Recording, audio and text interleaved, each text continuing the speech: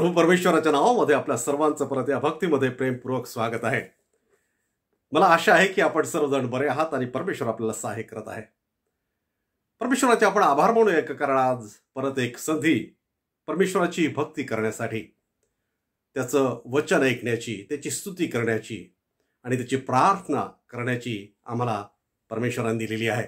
आणि म्हणून या संधीबद्दल परमेश्वराचे आभार मानूया, या समयाबद्दल परमेश्वराचे आभार मानूया। मंडळी, मी आपल्या सर्वांचे खूप आभार मानतो कारण प्रत्येक वेळेस आपण वेगवेगळ्या ठिकाणावरून या भक्तीमध्ये जोडल्या जात आहात। आपला प्रतिसाद, त्याचप्रमाणे आपले अभिप्राय, आपल्या प्रतिक्रिया, त्या सर्वांसाठी मी आपले खूप आभार मानतो। आज परत आपण या भक्तीसाठी प्रभूचरणी लीन आणि नम्र होऊया आणि हा समय परमेश्वराच्या हातात आपण समर्पित करूया। जेथे कुठे आपण आहोत तिथून आपण या भक्तीमध्ये समर्पित होऊया, त्यासाठी आपण प्रार्थना करू। आपण प्रार्थना करू। जिवंत प्रभू परमेश्वर, आम्ही खूप तुझे आभार मानतो कारण देवा, आमच्या जीवनामध्ये परत एक दिवस तू जोडलास आणि संधी त्या दिवसामध्ये आम्हाला दिलीस। आणि देवा, या संधीमध्ये, या भक्तीमध्ये देवा, तू आम्हाला प्रत्येक वेळेस आशीर्वादित करत आहे, त्याबद्दल आम्ही तुझे आभार मानतो। आणि म्हणून देवा, ही परत भक्ती आत्म्याने आणि खरेपणाने करण्यासाठी आणि आज देवा आम्ही आमचं जीवन, आमचं हृदय तुला समर्पित करण्यासाठी प्रभू या भक्तीमध्ये सामील होत आहोत। देवा, आजच्या भक्तीने आम्हाला तू स्पर्श कर। आजच्या भक्तीने आम्हाला एक तुझ्या वचनामध्ये आम्हाला पुढे घेऊन जा। आजच्या भक्तीने आमच्या आत्मिक जीवनामध्ये परत प्रभू देवा तू आम्हाला आशीर्वादित कर। ही प्रार्थना प्रभू येशू ख्रिस्ताच्या नावाने केली म्हणून तो ऐक। आमेन। मंडळी, आज आपण एक स्तोत्र वाचणार आहोत आणि स्तोत्र परत 119 यातील काही वचन आपण वाचणार आहोत। स्तोत्र 119 हे वाचण्यामागचं कारण असं की जी संदेश मालिका आपण आपले ज्येष्ठ बाळासाहेब यांच्याकडून ऐकत आहोत आणि ते म्हणजे वचनाची आत्मिक तलवार, आणि त्याबद्दल आपण ऐकत आहोत आणि त्या मालिकेच्या द्वारे परमेश्वराला आपला आशीर्वादित करत आहे। आणि परमेश्वराच्या वचनाबद्दल हे संपूर्ण स्तोत्र 119 लिहिले गेलेलं आहे। आणि म्हणून चला तर स्तोत्र 119 आपण आपल्या समोर ठेवूया आणि त्यातील 161 ह्या वचनापासून तर 176 वचनं हे आपण यावेळेस वाचणार आहोत। आपण देवाचं वचन वाचू। अधिपती माझ्या पाठीस विनाकारण लागले आहेत, परंतु माझे हृदय तुझ्या वचनाचे भय धरते। मोठी लूट सापडलेल्या मनुष्याला जसा आनंद होतो तसा तुझ्या वचनाविषयी मला आनंद होतो। मी असत्याचा द्वेष करतो व त्याचा वीट मानतो, परंतु तुझे नियमशास्त्र मला प्रिय आहे। तुझ्या न्याय निर्णयांसाठी मी दिवसातून 7 वेळा तुझे स्तवन करतो। तुझे नियमशास्त्र प्रिय मानणाऱ्यांना फार शांती असते, त्यांना अळखळण्याचे कारण पडणार नाही। हे परमेश्वरा, तू सिद्ध केलेल्या तारणाची मी प्रतीक्षा करीत आहे। तुझ्या आज्ञा मी पाळल्या आहेत। माझा जीव तुझे निर्बंध पाळतो व ते मला अत्यंत प्रिय आहेत। मी तुझे विधी व तुझे निर्बंध पाळतो कारण माझा सर्व वर्तनक्रम तुझ्या पुढे आहे। हे परमेश्वरा, माझी आरोळी तुझ्यापर्यंत पोहोचो। तू आपल्या वचनानुसार मला बुद्धी दे। माझी विनंती तुझ्याकडे येवो। तू आपल्या वचनानुसार मला मुक्त कर। तू मला आपले नियम शिकवतोस, म्हणून माझ्या मुखातून तुझी स्तुती बाहेर पडो। माझी जीभ तुझ्या वचनाची स्तुती गाओ, कारण तुझ्या सर्व आज्ञा न्यायी आहेत। तुझा हात मला सहाय्य करण्यास सिद्ध असो, कारण मी तुझे विधी स्वीकारले आहेत। हे परमेश्वरा, तू सिद्ध केलेल्या तारणाची मी उत्कंठा धरली आहे। तुझ्या नियमशास्त्रात मला आनंद आहे। माझा जीव वाचो, म्हणजे तो तुझी स्तुती करील, कारण तुझे निर्णय मला सहाय्य करोत। हरवलेल्या मेंढरासारखा मी हरवला आहे, कारण दासाचा शोध कर, कारण मी तुझ्या आज्ञा कधी विसरलो नाही। देव या सत्यवचनावर आशीर्वाद देव। आज आपण आपल्या भक्तीतील स्तवनाकडे जाणार आहोत, गीताकडे जाणार आहोत। आणि आज मी जसं मागे तुम्हाला सांगितलं होतं की ह्या महिन्यामध्ये प्रत्येक रविवारी आपण नाताळाचं गीत गाणार आहोत। आणि गीताच्या अगोदर ह्या स्तोत्रातील 2 वचन मी वाचतो, ज्यामध्ये असं म्हटलेलं आहे, 166 वचन, हे परमेश्वरा तू सिद्ध केलेल्या तारणाची मी प्रतीक्षा करत आहे. आणि परत 174 वचन, हे परमेश्वरा तू सिद्ध केलेल्या तारणाची मी उत्कंठा धरलेली आहे. तारणाचा उल्लेख या ठिकाणी सांगितलेला आहे. आणि तारणासाठी तारणाऱ्याची गरज आहे. आणि ख्रिस्त जन्म म्हणजे तारणाऱ्याचा जन्म. ख्रिस्त जन्म म्हणजे तारणाऱ्याच्या जन्माची बातमी आहे.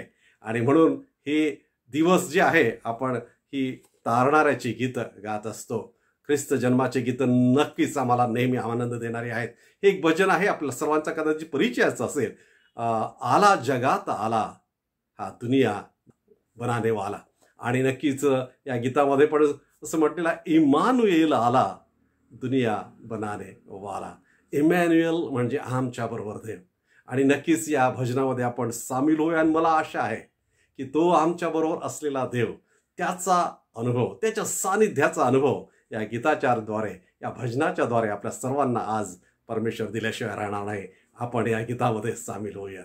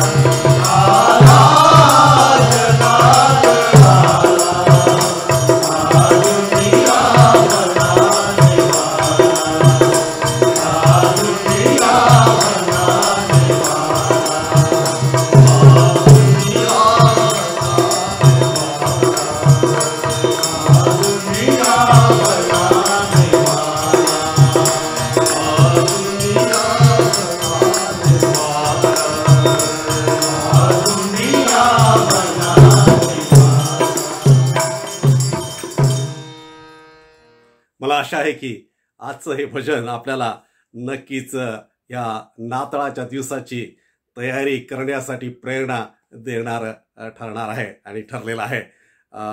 देवाची स्तुती असो या सुंदरशा भजनाबद्दल आणि गीतांबद्दल. आज आपण आपल्या वचनाकडे लक्ष देणार आहोत आणि परत आज आपल्यासाठी देवाचं वचन आपले ज्येष्ठ बाळासाहेब डॉक्टर रेव्हरंड प्रमोद घामकर हे घेऊन येत आहे आणि वेळोवेळी आपल्याला ते वचनातून मार्गदर्शन करत आहेत. आणि ही वचने आणि विशेष करून ही संदेश मालिका परमेश्वर आपल्या सर्वांसाठी आशीर्वादाची करत आहे आणि म्हणून आज परत या वचनाकडे आपण लक्ष देऊया. शालोम. देवाची शांती आपणा सर्वाबरोबर असो. आपणास कदाचित कल्पना असेल की पवित्र शास्त्र म्हणजेच बायबल हा ग्रंथ वाचत असताना आपण वाचलं असेल की प्रत्यक्ष प्रभू येशू ख्रिस्तांची सुद्धा परीक्षा घेण्यात आली. आणि ती परीक्षा म्हणजे कोणत्या एका माणसाने नव्हे, किंवा एखाद्या शिक्षकाने नव्हे, किंवा एखाद्या साधू पुरुषाने नव्हे, परंतु प्रत्यक्ष सैतानाने प्रभू येशू ख्रिस्तांची परीक्षा घेतली. म्हणजे ही फार मोठी एक लढाईच होती की ज्या लढाईला आपण आध्यात्मिक लढाई हे नाव ह्या उपदेश मालिकेमध्ये दिलेलं आहे. ही जी लढाई आहे ही आध्यात्मिक आहे. आणि आपण सुरुवातीलाच पाहिलेलं आहे की संत पौलाने हे सांगितलेलंच आहे की आपली ही जी आध्यात्मिक लढाई आहे ही प्रत्यक्ष आपला सगळ्यांचा जो आध्यात्मिक शत्रू म्हणजे सैतान त्याच्या संगती आहे. आणि आपल्याला हेही नवल वाटतं की प्रत्यक्ष प्रभू येशू ख्रिस्तांना त्या लढाईमधून, त्या परीक्षेमधून, किंबहुना त्या मोहामधून जावं लागलं. मग आपणास प्रश्न पडेल की मग प्रभू येशू ख्रिस्तांनी कशा प्रकारे त्याच्यावर विजय मिळवला. कारण ती तर लढाई अगदी पराकोटीची झाली. कारण प्रत्यक्ष सैतानाच्या बरोबर ती आध्यात्मिक लढाई होती.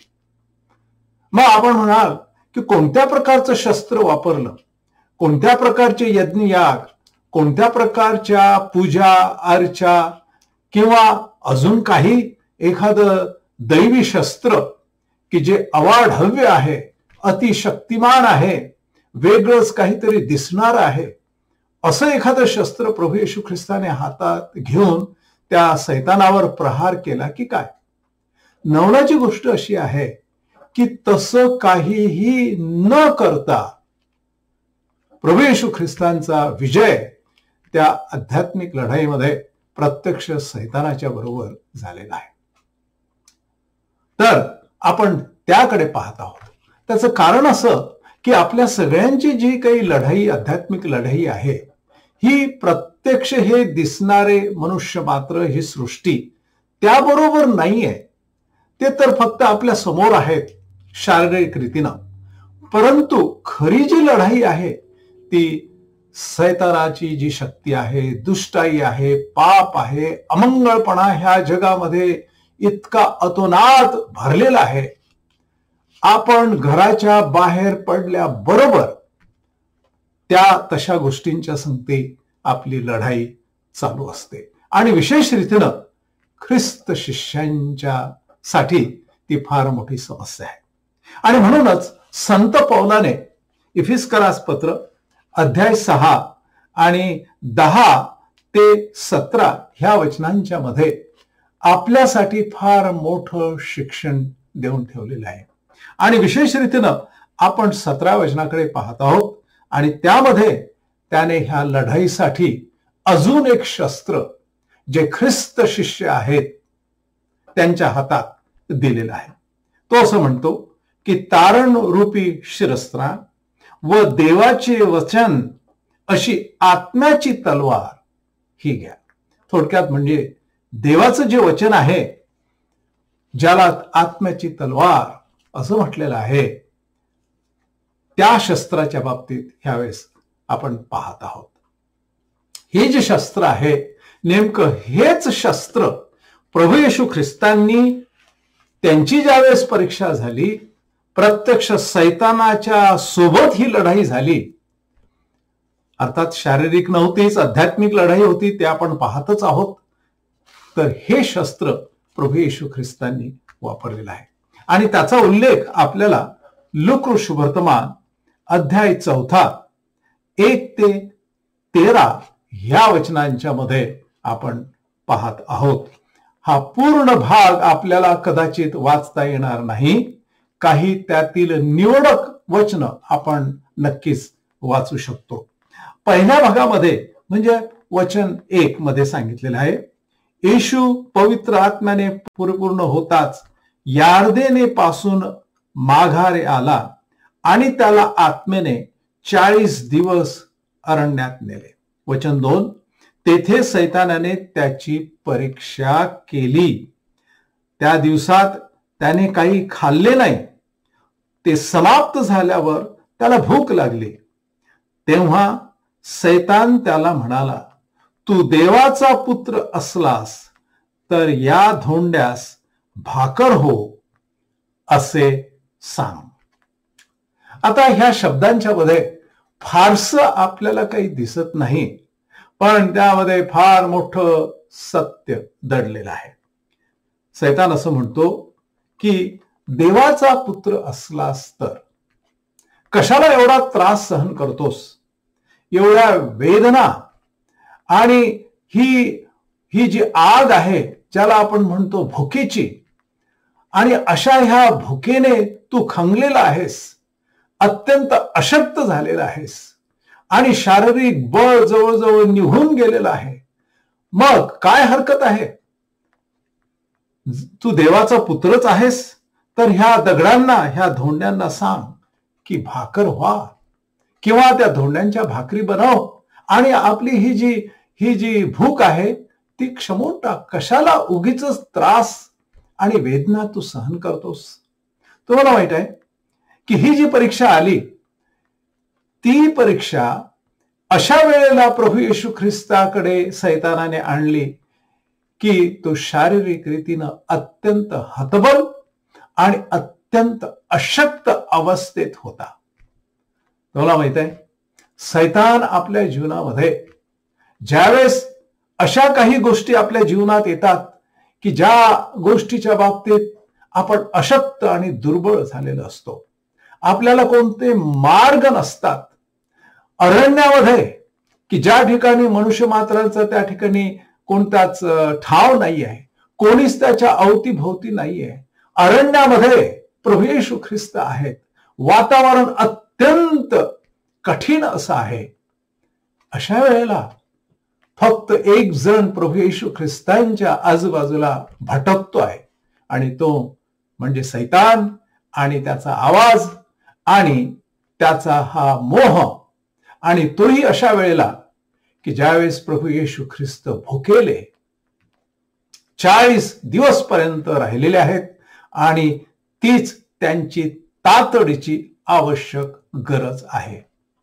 तुम्हाला माहित आहे, पुन्हा एकदा ह्या ठिकाणी आध्यात्मिक लढाई कशी असते, केव्हा येते, कोठे येते आणि कोण आणतो, ह्याच एक उत्तम उदाहरण आहे. तुम्हाला माहित आहे की ज्यावेळेस माणसाला अशी एखादी तातडीची गरज जर असते, तर त्यावेळेस कोणीही काहीही सांगितलं तर ते आपण घेण्याचा प्रयत्न करत असतो. तो सल्ला एखाद्या दुष्टाने जरी दिला, एखाद्या वैऱ्याने दिला, आणि ह्या ठिकाणी तर सैतानाने तो सल्ला दिलेला आहे, आणि असं वाटतं की अशा ह्या गरजेच्या पोटी तो त्यांनी स्वीकारायला पाहिजे होता. पण तसं झालेलं नाही. गरज आहे, अत्यंत तातडीची गरज आहे, तरीही कोणाकडून ती सूचना आलेली आहे, कोणाकडून ती परीक्षा आलेली आहे, ती आहे सैतानाकडून. पुष्कदा आपल्याला माहित आहे की आपल्या व्यावहारिक जीवनामध्ये, व्यावसायिक जीवनामध्ये कधी कधी असं होतं की अत्यंत गरज असते, कदाचित लेकरं बाळ उपाशी असतात, आणि त्यावेळेस मग बाप किंवा आई कोणत्याही एखाद्या लाचलुचपतीला बळी पडतो, आणि ती जी तात्पुरती गरज आहे ती फार कठीण असते. मला माहित आहे, लेकरा बाळांना आपण उपाशी पोटी पाहू शकत नाही. आणि अशा वेळेस मग मात्र काहीही करायला आणि काहीही ऐकायला आपली मनस्थिती होते. का म्हणून आपण इतकं दुःख सहन करायचं, म्हणून आपण तसा सल्ला स्वीकारू शकतो. पण प्रभू येशू ख्रिस्तांनी मात्र ते ओळखलं. तुम्हाला माहित आहे, ह्या ठिकाणी देवाचं वचन म्हणजे आत्म्याची तलवार असंही म्हटलेलं आहे. ती जी आत्म्याची तलवार आहे याचा अर्थ असा की आत्म्यात प्रभू येशू ख्रिस्तांना किंवा आपल्या सगळ्यांना आत्म्यात कळू शकतं की ही सूचना बरोबर आहे किंवा नाही. ही सूचना कोणाकडून आहे? जर सैतानाकडून आहे तर मग मात्र आपल्यामध्ये वसणारा आत्मा लगेच आपल्याला सांगतो की हे अयोग्य आहे. आणि म्हणून मग प्रभू येशू ख्रिस्तांनी त्याच्यावर उत्तर असं दिलं. येशूने त्याला उत्तर दिले, मनुष्य केवळ भाकरीने वाचेल असे नाही, असे लिहिलेले आहे. म्हणजे कुठे? देवाच्या वचनामध्ये. काय सुंदर उत्तर आहे. देवाच्या वचनातून प्रभू येशू ख्रिस्तांनी सैतानाला दिलेलं उत्तर. तुम्हाला आणि मला फार मोठं मार्गदर्शन ह्याच्यामध्ये आहे. कधी कधी आपल्याला असं वाटतं आणि कधी कधी आपल्याला हे पाहायलाही मिळतं टीव्हीवर वगैरे वगैरे, की ज्यावेळेस सैतान किंवा दुष्ट लोकांच्या संगती एखाद्या वेळेस ती लढाई असते, त्यावेळेस वेगवेगळ्या प्रकारचे शस्त्र, फार मोठमोठाले शस्त्र किंवा अजून काही त्या ठिकाणी आणण्यात येतात, कारण त्या दुष्टाईचा नाश व्हावा म्हणून. प्रभू येशू ख्रिस्तांनी तसं एखादं स्वर्गीय अद्भुत किंवा एखादा महामंत्र, एखाद्या स्वर्गीय भाषेतला क्लिष्ट असा श्लोक आणून ह्या सैतानाच्या परीक्षेमध्ये वापरला नाही. प्रभू येशू ख्रिस्तांनी काय वापरलं? देवाचं वचन. एक असं देवाचं वचन समर्पक बरोबर प्रभू येशू ख्रिस्तांनी घेतलं आणि सैतानाला सांगितलं की मनुष्य केवळ भाकरीने वाचेल असे नाही. फार सुंदर ते वचन आहे. पुष्कळसं त्याच्यामध्ये सांगण्यासारखं आहे. मनुष्याचं श्रेष्ठत्व आणि मनुष्य फक्तच काही शारीरिक जीवन जगण्यासाठी जगत नाही आहे. तो फक्तच तो शरीर नाही आहे, तो आत्मा आहे, तो अध्यात्म आहे. आणि मग प्रभू येशू ख्रिस्ताने त्या ठिकाणी आपण सुरुवातीला सांगितल्याप्रमाणे देवाच्या वचनाचं साधं सोपं देवाचं वचन त्यांनी वापरलं. पुढे मग अजून एक मोह त्यांनी टाकला. म्हणजे कोणी? सैतानाने टाकला. मग त्याने त्याला वर नेऊन जगातील सर्व राज्ये एका क्षणात दाखवली आणि सैतानाने प्रभू येशू ख्रिस्ताला म्हटले, ह्या सर्वावरील अधिकार व त्यांचे वैभव मी तुला देईन, कारण हे मला सोपून दिले आहे व माझ्या मनास येईल त्याला मी हे देतो. तू मला नमन करशील तर हे सर्व तुझे होईल. पुन्हा एकदा परीक्षा, फार मोठी परीक्षा आहे. जागतिक ज्या वस्तू आहेत, ज्या आपण अगदी ह्या जगामध्ये मिळवण्यासाठी धडपड करतो, काहीही करतो आणि सगळ्याच गोष्टी फक्त त्या एका गोष्टीच्या मागे लागून मनुष्य मात्र कधी कधी जगताना, धावपळ करत असताना पळत असतात. ते कोणाचाही कधी कधी म्हणजे कोणाचीही पर्वा करत नाहीत, नातेवाईकांची पर्वा करत नाहीत. ह्या जगातल्या गोष्टी कशा मिळवता येतील त्या सहज सैतानाने प्रभू येशू ख्रिस्तांच्या समोर ठेवल्या. ह्यासाठी काहीही आता धडपड करायची गरज नाही, कोणत्याच प्रकारचे प्रयत्न करायची गरज नाही, कष्ट करायची गरज नाही, काहीही करायची गरज नाही. हे मी तुला सहज देतो प्रभू येशू ख्रिस्ता. एकच अट आहे की फक्त मला नमन कर. आध्यात्मिक लढाई आहे ही. कोणाला नमन करायचं? हे फक्त जागतिक गोष्टी मिळवण्यासाठी की ज्या मरणाच्या नंतर इथंच राहणार आहेत. कोणाच्याही संगती स्वर्गात येणार नाहीये. इथंच आपण सोडणार. आणि ह्या सगळ्या नाशिवंत आहेत. त्याच्यासाठी प्रभू येशू ख्रिस्तांच्या समोर सैतानाने हा डाव टाकला, हा मोह टाकला. आध्यात्मिक परीक्षा ह्यालाच म्हणतात. आणि मग प्रभू येशू ख्रिस्तांनी दिलेलं उत्तर ह्या ठिकाणी 8व्या वचनामध्ये आहे. लूका शुभवर्तमानाच्या 4थ्या अध्यायाच्या. येशूने त्याला उत्तर दिले, प्रभू तुझा देव याला नमन कर व केवळ त्याचीच सेवा कर. किती उत्तम असं उत्तर देवाच्या वचनातून प्रभू येशू ख्रिस्तांनी सैतानाला दिलेला आहे. पुन्हा एकदा कशाचा वापर केला? देवाच्या वचनाचा. आणि म्हणूनच ह्या देवाच्या वचनाला तलवार म्हटलेलं आहे.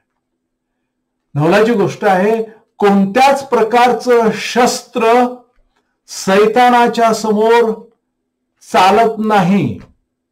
पण एक शस्त्र आहे, ते म्हणजे प्रत्यक्ष देवाचं वचन, म्हणजे बायबलचा ग्रंथ.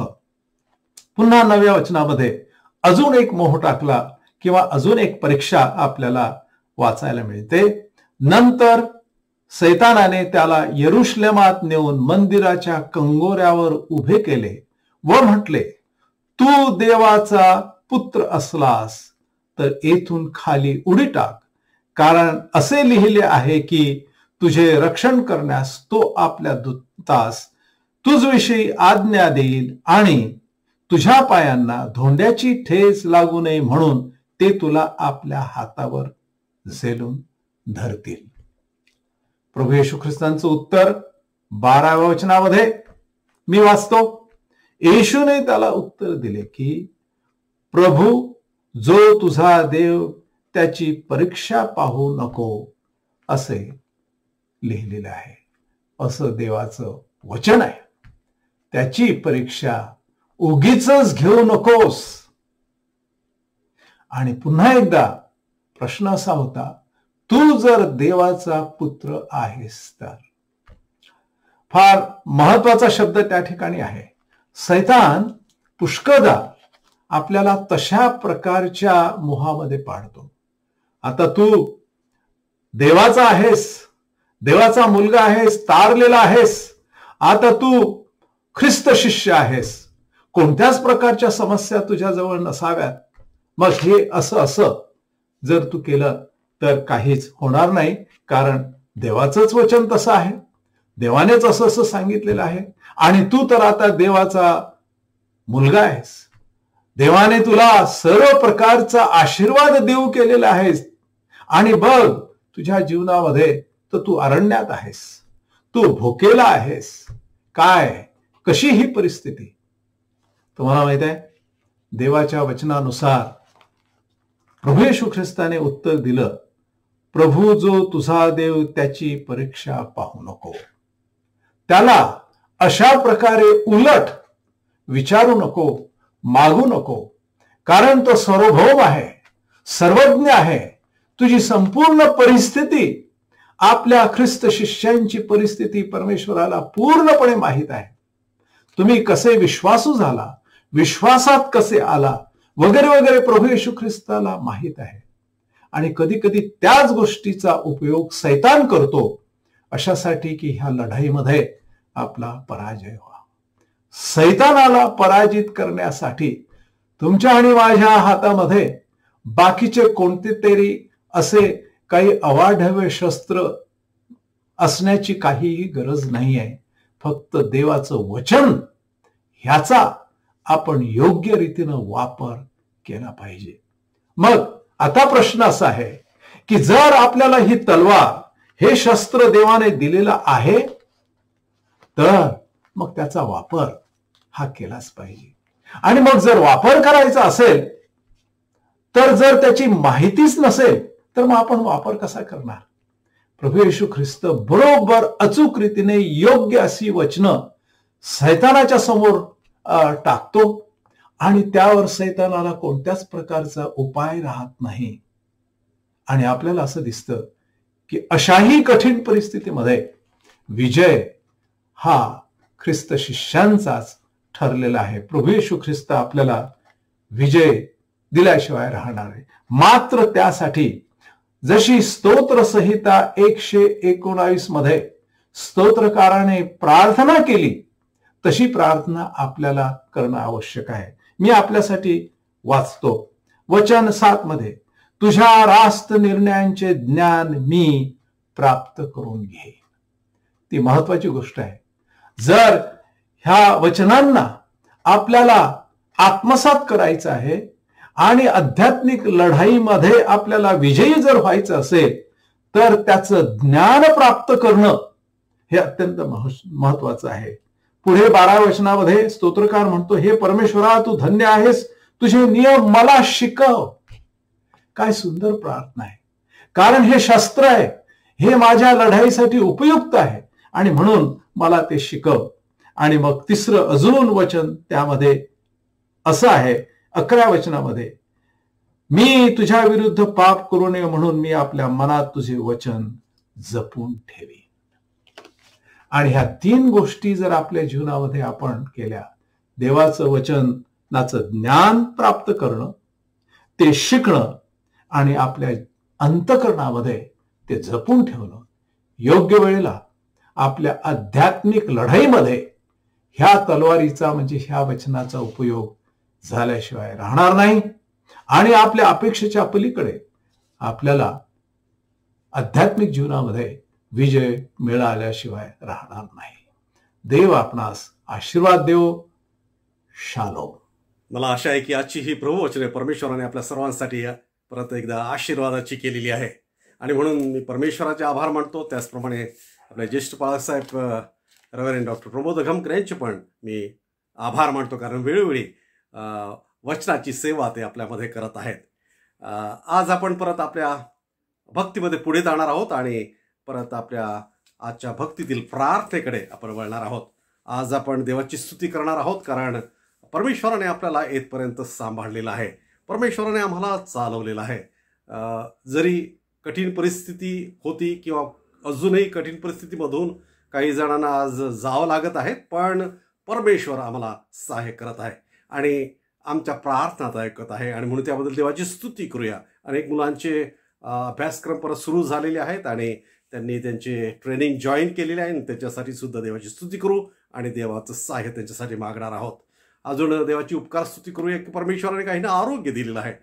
सचिन यांनी प्रार्थना सांगितली होती वाल्लेकर बंधूंसाठी आणि देवाची स्तुती असो की त्यांना परमेश्वराने आरोग्य दिलेले आहे आणि आपल्या प्रार्थना परमेश्वराने ऐकल्या आहे, त्याबद्दल ते मंडळीचे आभार मानत आहेत. आज काही परत आपल्यासमोर प्रार्थनेचे विषय आहेत आणि आपण त्यासाठी प्रार्थना करूया. आपण प्रार्थनेमध्ये आहोत आपले बंधू त्रिभुवन यांच्यासाठी आणि नक्कीच आपण परत परमेश्वराच्या आरोग्यदायी सुरक्षित हातामध्ये त्यांना समर्पित करूया आणि परमेश्वर त्यांना आरोग्य देव ही प्रार्थना करूया. सर्व जी काही त्यांचे उपचार चालू आहे, ट्रीटमेंट चालू आहे, ती सुद्धा परमेश्वर त्यांच्यासाठी आशीर्वादित करावी म्हणून आपण प्रार्थना करूया.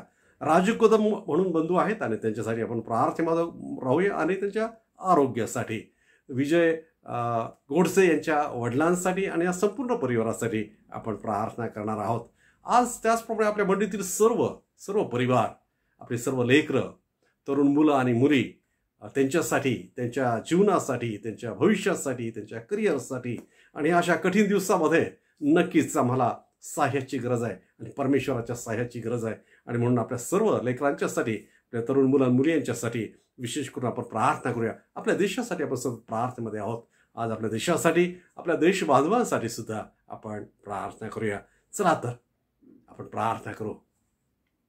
जिवंत प्रभू परमेश्वरा, आम्ही खूप तुझे आभार मानतो देवा, कारण परत एक संधी तुझ्या चरणी येऊन तुझी प्रार्थना करण्याची आम्हाला दिलेली आहे. आम्ही तुझे आभार मानतो देवा, कारण आमच्या प्रार्थना ऐकणारा तू परमेश्वर आहेस आणि तुझ्या समयानुसार आणि तुझ्या योजनेनुसार देवा तू तुझ्या लेकरांना पुरवणारा परमेश्वर आहे. आज देवा आम्ही आमच्या सर्व ह्या उपकार स्तुती घेऊन तुझ्या समोर आलो आहोत आणि त्याचबरोबर ते आमच्या गरजा आहेत त्यासुद्धा आम्ही तुझ्यासमोर मांडत आहोत. आम्ही तुझी स्तुती करतो देवा, बंधू वालेकरांना जो आरोग्य दिलं त्याबद्दल आम्ही तुझे आभार मानतो देवा, कारण आमचे सर्व तरुण मुलं आणि मुलींच्यासाठी की त्यांना तू सहाय्य करत आहे. अनेकांनी त्यांचे कोर्स आणि त्यांचा अभ्यासक्रम जॉईन केलेला आहे त्यांच्यासाठी, त्यांच्या एज्युकेशनसाठी, त्यांच्या शिक्षणासाठी आम्ही तू सहाय्य मागतो. देवा, आज आम्ही प्रार्थना करतो आमचे सर्व परिवार, होय देवा, आमच्या सर्व कुटुंबियांसाठी. त्यांचे अनेक प्रश्न आहेत, अनेक गरजा आहेत प्रभू देवा. लेकरांच्या गरजा आहेत, आमचे तरुण मुलांमुली त्यांच्या देवा गरजा आहेत आणि त्यांना तुझ्या सहाय्याची गरज आहे. आम्ही त्यांच्यासाठी तुझं सहाय्य आज मागत आहोत प्रभू. आज आम्ही प्रार्थना करतो विशेष करून आरोग्यासाठी, प्रभू येशू ख्रिस्ताच्या नावात असलेल्या आरोग्यासाठी. आणि आम्ही विशेष प्रार्थना करतो देवांना आरोग्य मागतो बंधू त्रिभुवन यांच्यासाठी, संपूर्ण त्रिभुवन परिवारासाठी तुझं सहाय्य मागत आहोत. जे बंधू त्रिभुवन यांना आम्ही तुझ्या आरोग्यदायी हातामध्ये समर्पित करतो. जो काही उपचार आहे प्रभू देवा, तोही देवा तुझ्या स्पर्शाने तो आशीर्वादित होऊ दे, अशी नम्र प्रार्थना आम्ही करतो. बंधू विजय गोडसे यांच्या वडिलांच्यासाठी आमच्या प्रार्थना आहे, कृपा करून त्यांना सहाय्य कर. परत देवा, आज आम्ही परत तुझ्या हाती समर्पित होत आहोत. आम्ही तुझे आभार मानतो, कारण वेळोवेळी तू आमचं सहाय्य करताच आलेला आहे. येणारे दिवस प्रभू देवा, येणारा आठवडा आम्हा सर्वांच्यासाठी विशेष करून तुझ्या सहाय्याचा होऊ दे. आम्ही शिकून प्रार्थना करतो देवा की मागील सप्ताहामध्ये ज्यांचे वाढदिवस झालेले आहेत त्या सर्वांच्यासाठी एक नवीन वर्ष त्यांना तू दिलेलं आहेस. हे वर्ष त्यांच्यासाठी आनंदाचं, हे वर्ष त्यांच्यासाठी आशीर्वादाचं आणि तुझ्या सहाय्याचं असं त्यांना लाभू दे. त्यांच्या सर्व गरजा देवा तुझ्या दयेने कृपेने तू पूर्ण कर, अशी प्रार्थनाच आम्ही त्यांच्यासाठी करत आहोत. प्रभू, परत आम्ही तुझे आभार मानतो, कारण तू आमच्या प्रार्थना ऐकलेली आहेस. सर्व मान, महिमा आणि गौरव तुला देतो. या दिवस तुझ्या हाती समर्पित करून ही प्रार्थना प्रभू येशू ख्रिस्त याच्या नावाने केली, म्हणून तो ऐक देवा, आमेन. प्रभूने शिकवले प्रार्थना आपण म्हणणार आहोत. हे आमच्या स्वर्गातील बापा, तुझे नाव पवित्र मानले जाव, तुझे राज्य येऊ, जसे स्वर्गात तसे पृथ्वीवर तुझ्या इच्छेप्रमाणे हो. आमची रोजची भाकर आज आम्हास दे, आणि जसे आम्ही आमच्या ऋणास ऋण सोडतो तसेच आमचे ऋणे आम्हास सोड, आणि आम्हास परीक्षेत नकोस तर आम्हास सर्व वाईटापासून सोडू, कारण की राज्य, सामर्थ्य आणि गौरव ही सर्व काळ तुझीच आहे. तर देवाची प्रीती, प्रभू येशू ख्रिस्ताची कृपा आणि पवित्र आत्म्याची सहभागिता आम्हा सर्वांबरोबर प्रभू येशू ख्रिस्त पुनरुपी येईपर्यंत आणि सदा सर्व काळ असो, आमेन. देवाची स्तुती असो मंडळी. परत परमेश्वराचे आभार मानूया आणि येणाऱ्या दिवसामध्ये सुद्धा या वचनामध्ये आपण राहूया. पुढील रविवारी परत अशाच माध्यमातून आपण या भक्तीमध्ये सामील होऊया. तोपर्यंत परमेश्वर आपल्या सर्वांना आशीर्वादित ठेवो आणि सुरक्षित ठेवो. शालोम.